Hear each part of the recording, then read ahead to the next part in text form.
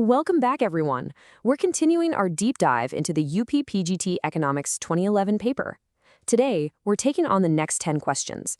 That's 61 through 70, and they cover some really crucial economic concepts. So let's just jump right in. So here's our game plan. We'll kick things off with a few key questions on public finance, then we'll shift gears into the fascinating world of monetary economics. And to wrap it all up, we'll highlight the most important takeaways from everything we've covered. Let's get started. Okay, first up, public finance. We're going to look at questions 61, 62, and 63. Question 61 asks, which classical economist does not see public debt as a burden? Our options are Adam Smith, Ricardo, Malthus, or all of the above. Now, this question really gets to the core of how early economists thought about government debt. The correct answer here is D, but you have to read the question carefully. It's a bit of a trick. All of these classical economists, Smith, Ricardo, and Malthus, absolutely saw public debt as a burden. Their thinking was pretty straightforward. When a government borrows money, it reduces the savings of the current generation. That means there's less capital available for investment, which ultimately leaves the next generation worse off. All right, next up, a question about the Indian budget. Question 62. When you look at India's total budget deficit, which specific type of deficit makes up the biggest piece of the pie? Is it the revenue, monetary, primary, or fiscal deficit? And the answer is D, the fiscal deficit. As you can see from the data here, it doesn't matter if we're looking at 2012 or a whole decade later in 2022, the fiscal deficit is consistently the biggest number by far. And this is so important because the fiscal deficit is the clearest sign of the government's total borrowing needs for the year. Let's move on to question 63. This one is all about how stamp duty works in India. The real question is about who does what. Who imposes the tax and who actually collects the money? Is it the central government, the state governments, or some kind of mix? The correct answer is A. The tax is actually imposed by the central government, but it's the state governments that collect it and get to keep the money. You know, this is a perfect example of what's called fiscal federalism in India. It's a system where financial powers are divided up between the center and the states, and this specific rule is laid out right there in Article 268 of the Constitution. Okay, that wraps up public finance. Now let's switch gears and dive into monetary economics, where we'll be covering questions 64 all the way to 70. Question 64. This one gets to the very heart of Keynesian theory. How does a change in the money supply actually make its way through the economy to affect national income? What's the channel? Does it go through consumption, the interest rate, liquidity preference, or expenditure decisions? And the answer is B, through the interest rate. In the Keynesian view, it's like a chain reaction. When the central bank changes the money supply, that directly affects the interest rate. A change in the interest rate then influences how much businesses invest, and that investment level is what ultimately drives changes in the total national income.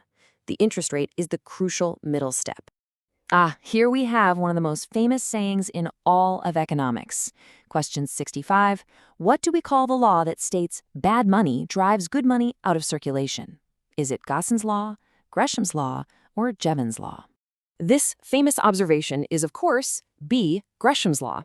It's named after Sir Thomas Gresham, who supposedly explained it all to Queen Elizabeth I way back in 1558. He noticed that when new, perfectly good coins were released, people would hoard them, that's the good money, and they'd only spend the old, worn-out, less valuable coins, the bad money. So the bad money stayed in circulation, while the good money just vanished into people's pockets. Okay, now let's get a little more technical with Fisher's famous equation of exchange. Question 66. In that equation, MV plus MV prime, what is that first variable? M specifically stand for, is it legal money, credit money, or both?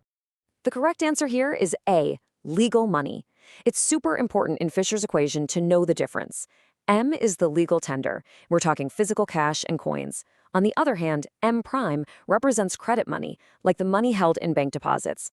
Sticking with the quantity theory of money, question 67 asks us to compare the approaches of two economic giants, Fisher and Marshall. What's the main difference in how they looked at this theory? So, the right answer is D. And here's the best way to think about the difference. Fisher's approach was really all about the supply of money, but the Cambridge approach, led by Marshall and Pygou, offered a much more complete picture by emphasizing both the supply of money and the demand for it. In other words, why people actually choose to hold onto cash in the first place. Question 68. What do you call that absolute economic nightmare where you have high unemployment and rising prices happening at the very same time?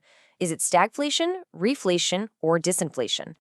Yep, that nasty combination is called a stagflation. The name itself is a giveaway, isn't it? It's a mashup of stagnation from the slow economy and inflation from the rising prices. It's truly one of the toughest problems for any policymaker to solve.